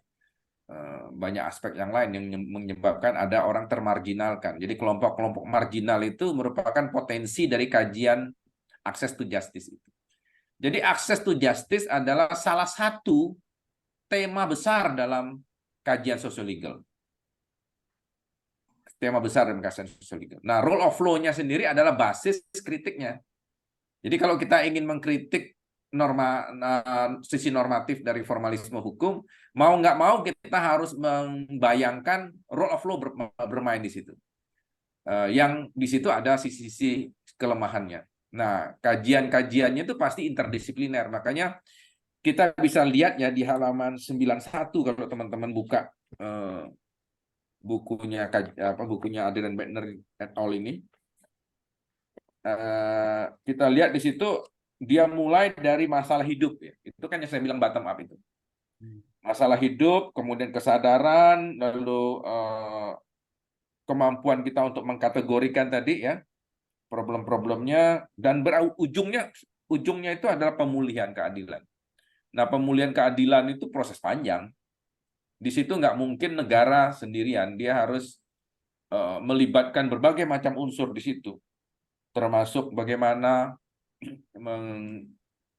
apa ya, memberdayakan sisi-sisi yang tadi ya, kalau lemah sisi ekonominya mungkin harus ada lembaga yang memberi bantuan hukum supaya mereka bisa didampingi oleh penasihat hukum yang mumpuni gitu ya. Itu kan perlu biaya mau nggak mau, karena lembaga peradilan itu bukan wilayah yang suci hama ya. Dia adalah lembaga sosiologis gitu. Di situ perlu ada uang, perlu ada. Tadi kan teman-teman bilang loh, beracara itu perlu uang. Iya. Ya problemnya ketika negara lemah, uang itu menjadi uang yang tidak legal kan. Tapi di mana-mana beracara harus perlu uang. Nah, disitulah harusnya ada lembaga yang bisa menyantuni mereka gitu, supaya akses to justice itu bisa masuk. Dan itu harus transparan, harus akuntabel. Jadi peran negara itu bisa dibantu oleh non-negara, tapi tetap akuntabel. Sehingga akses to justice-nya itu tidak pilih-pilih. Tidak pilih-pilih itu dalam arti viral dulu, baru kemudian akses to justice-nya muncul. Yang terjadi kan sekarang seperti itu di Indonesia. Diviralkan dulu, baru kemudian orang rame-rame membela, baru hukum baru kelihatan bekerja. Gitu. Padahal itu hanya sekedar fenomena gunung es. Betul. Banyak problem yang tidak terselesaikan. Kita itu hanya sekedar hit and run ya. Sistem hukum kita itu masih hit and run. Hit and run itu artinya kayak orang tinju itu pukul kemudian mundur ke belakang, nggak menyelesaikan masalah. Karena sebetulnya musuh besarnya itu belum KO gitu. Tapi hanya kita pukul sebentar kemudian kita biarkan aja nggak ini. Hanya sifatnya itu hanya reaksioner saja. Nah, itu yang nggak boleh dilakukan. Makanya Rolex dan Rollgom itu mencoba semacam checklist. Coba kita lihat ini udah jalan belum, ini udah jalan belum, ini udah jalan belum, udah jalan. Nah, kalau udah berarti akses to justice-nya real. Memang memberi akses to justice yang benar, bukan tadi yang hit and run, yang kasuistik. Dia membayangkan ada akses to justice yang sifatnya itu terlembagakan gitu ya, dalam rule of law. Jadi rule of law itu terkontrol, bukan rule of law yang sekedar formalistis yang menguatkan peran negara yang akhirnya menjadi otoriter, tapi rule of law yang ramah terhadap kaum termarginalkan. Itu sebetulnya maksud dari kajiannya si Adrian ini. Kalau saya melihatnya begitu. Gitu kira-kira ya, Pak Jamal, mudah-mudahan apa yang saya sampaikan mendekati ya. Kalau enggak ya itu interpretasi masing-masing terhadap tulisannya Adrian, saya kira. Terima kasih. Boleh saya ke Pak Prof. Sidarta? Boleh Pak Jamal. Oke. Prof, saya tahu betul Prof. Sidarta cukup dekat dengan Bettner ya. Yang saya ingin tahu seperti ini. Katakanlah tadi kata Mas Anang, Bettner antropolog ya, Indonesianis. Nah, 25 tahun dia di Indonesia. Ada satu lagi saya lupa yang dari World Bank, dari Utrecht itu yang di Mahkamah Agung juga, Prof. Sidarta. Pompe, ya. Nah, saya membayangkan begini, ini harapan barangkali ya. Dengan adanya Bettner, ada Pompe, ditambah sekarang beberapa institusi ini mulai memasukkan moral-moral dengan pendidikan saya lupa istilahnya, termasuk di Mahkamah Agung, itu saya melihat ada perubahan, Prof. Jadi saya berharap gitu ya, dengan adanya Pompe, dengan adanya Bettner, ini bisa mempengaruhi yang besar sekali terhadap fenomena berhukum di Indonesia. Nah, kalau 25 tahun dia kita masih merasakan seperti ini katakanlah, kira-kira kita perlu berapa lama lagi ya? Nah, saya mulai melihat ada perubahan, justru Mahkamah Agung bikin pendidikan termasuk mengundang Rocky Gerung. Itu saya kok merasakan mulai ada perubahan di pengadilan. Prof. Sidarta. Walaupun ini juga belum ini ya. Saya tidak terbayang Mas Farid tadi ngomong semua duit. Mas Farid, saya sudah lama tidak pernah sidang di pengadilan. Saya biasanya suruh anak-anak. Kemarin ini kebetulan saya ada satu perkara yang kebetulan saya kenal baik sama orang ini. Sehingga saya harus menemani terus ke pengadilan. Seperak saya tidak keluar duit Mas Farid. Jujur saya juga terkejut. Oh ada yang kayak begini sekarang. Nah ini fenomena juga menarik. Saya tidak tahu apakah ini peran Berner, peran Pompe, peran Rocky Gerung, saya tidak tahu. Tapi perubahan itu saya merasakan ada. Nah barangkali ini mungkin melalui Prof. Sidarta supaya Berner lebih teriak, mungkin ini akan gaungnya akan lebih kena, Prof. Menurut Prof. Sidarta?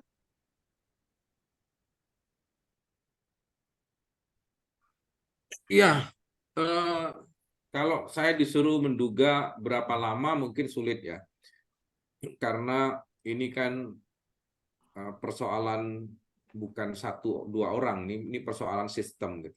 Jadi problemnya itu problem sistemik sebetulnya. Tapi teknologi membantu. Misalnya kewajiban untuk mempublish putusan, misalnya itu kan kita bisa bayangkan tidak akan mungkin bisa dilakukan tanpa bantuan teknologi informasi gitu. Orang menjadi semakin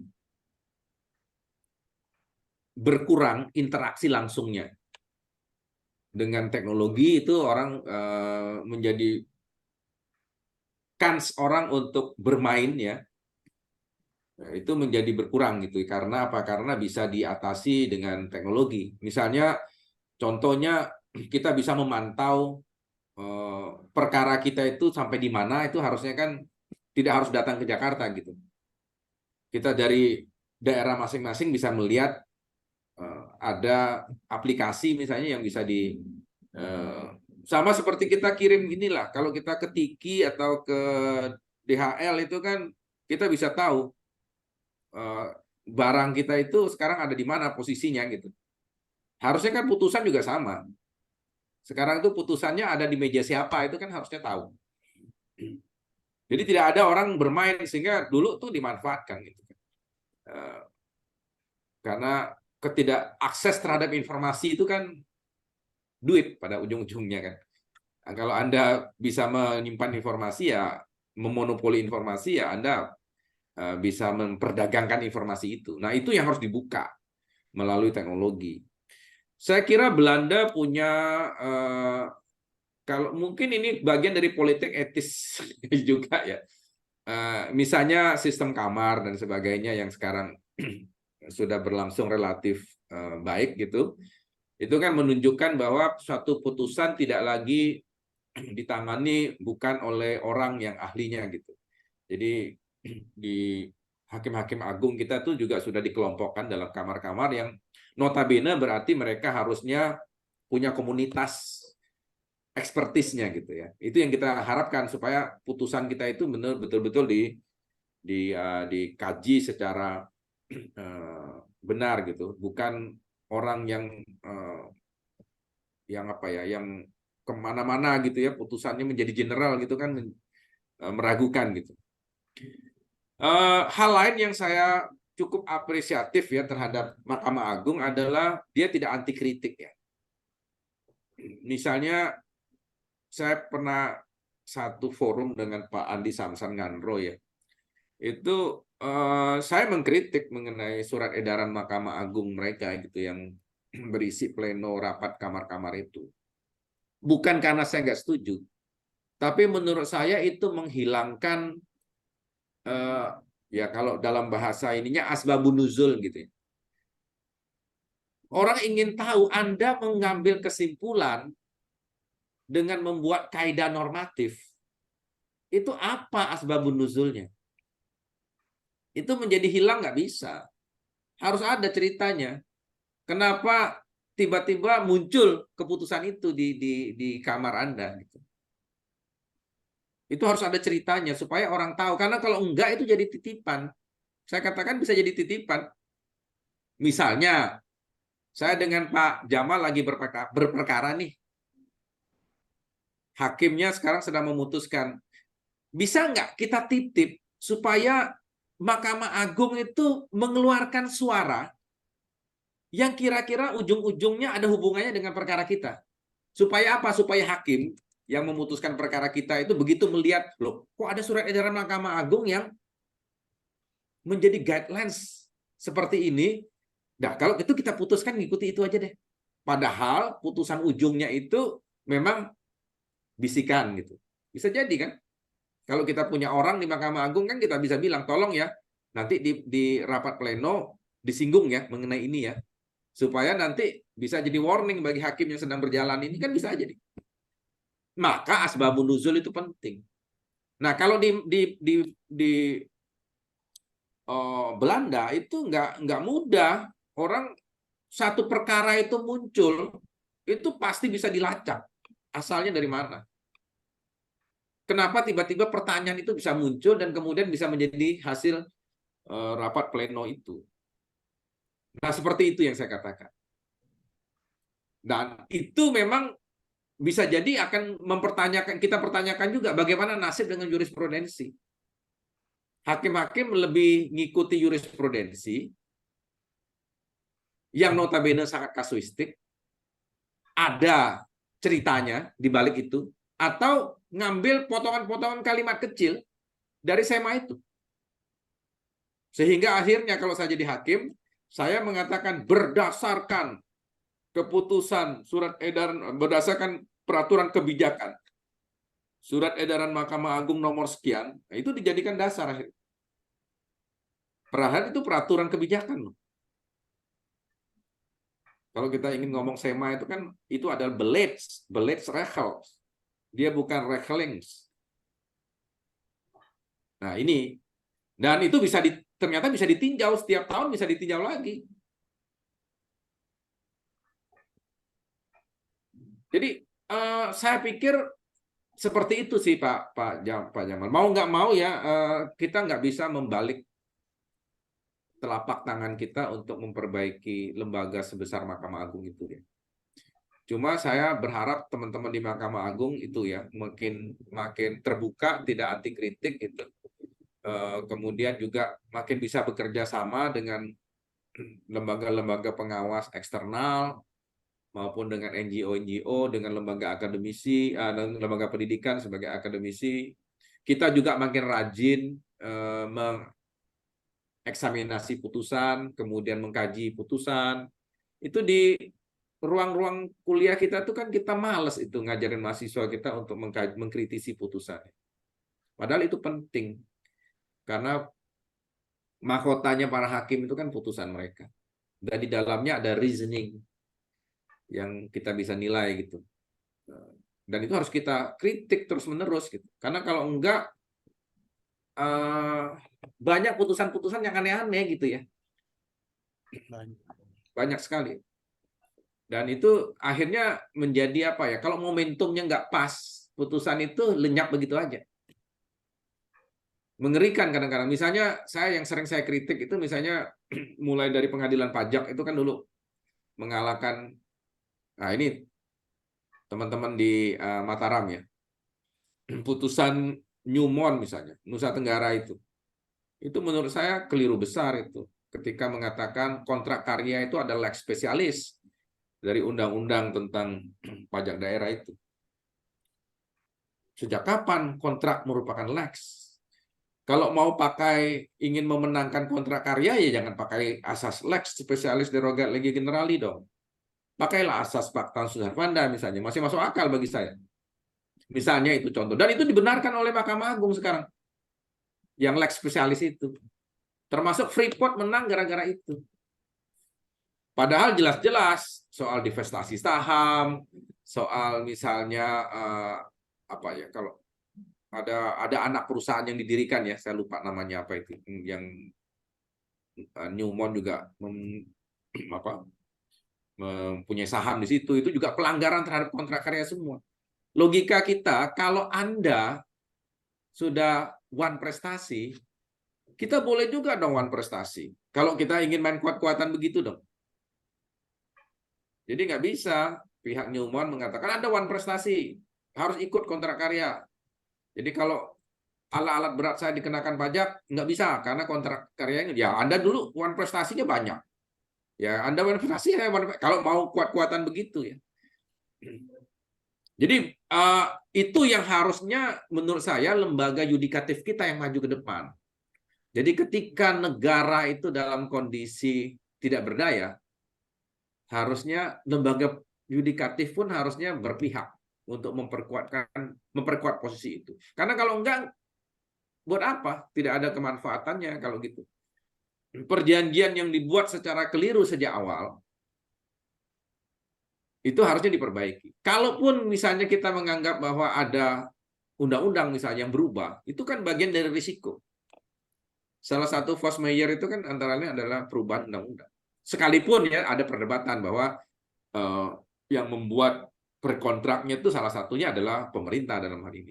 Tapi itu adalah contoh ya. Saya hanya mengungkapkan satu contoh case yang menunjukkan bahwa kajiannya nggak sederhana gitu. Bahwa putusan pengadilan itu bisa mencetuskan bahwa di situ pun posisi tawarnya ada yang tidak fair di situ. Jadi jangan kita bayangkan negara itu selalu kuat, enggak. Kadang-kadang begitu berhadapan dengan investor yang besar, negara kita tuh lemah kok posisi tawarnya. Seperti itu. Nah, itu kajian yang menarik juga dari sosiologis. Mengapa bisa begitu? Apa yang menyebabkan itu terjadi? Nah, kajian sejarahnya kan harus dilihat. Bagaimana ketika Undang-Undang Penanaman Modal Asing pertama kali dibuat tahun 67. Itu apa yang dilakukan oleh pemerintah Orde Baru ketika itu? Di Swiss gitu ya. Itu dilakukan di mana? Jeffrey Winters tuh pernah membuat wawancara yang menarik itu dalam video tentang The New Ruler of the World. Coba teman-teman buka lagi di YouTube itu ada. Dia membentangkan bagaimana model dari posisi tawar Indonesia yang sangat lemah pada masa itu. Jadi ini kajian-kajian sosial-legal itu intinya kajian yang sangat kaya sebetulnya yang membuat kita itu melihat hukum itu tidak semata-mata hitam putih gitu. Itu kajian yang sangat menarik dan ujung-ujungnya memang harus menjadi kajian hukum. Karena kalau enggak dia hanya berhenti menjadi kajian antropologi atau kajian sosiologi dan bisa diklaim bukan lagi berumah di disiplin hukum.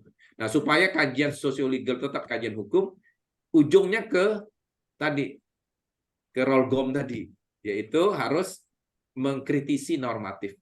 Itu sih. Kira-kira begitu sih Pak. Walaupun agak ngelantur kemana-mana, tapi kira-kira respon saya begitu. Terima kasih Pak Jamal.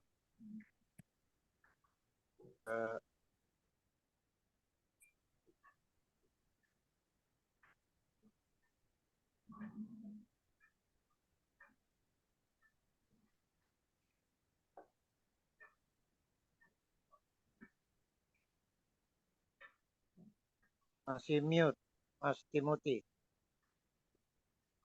Astaga. Terima kasih Pak. Terima kasih Pak Sidarta dan Pak Jamal atas banyak masukan-masukannya. Jadi kita menambah wawasan. Baik, apakah ada rekan-rekan yang lain yang akan memberikan tanggapan atau pertanyaan? Berhubung waktunya tinggal 7 menit lagi. Kepada rekan Jessica, apakah memberikan tanggapan atau pertanyaan? Dulu saja sambil menyimak, sambil belajar dulu. Terima kasih. Oke, baik, terima kasih.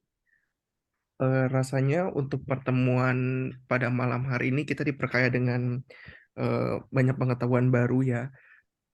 Dan rasanya kita dapat mengakhiri pertemuan pada malam hari ini.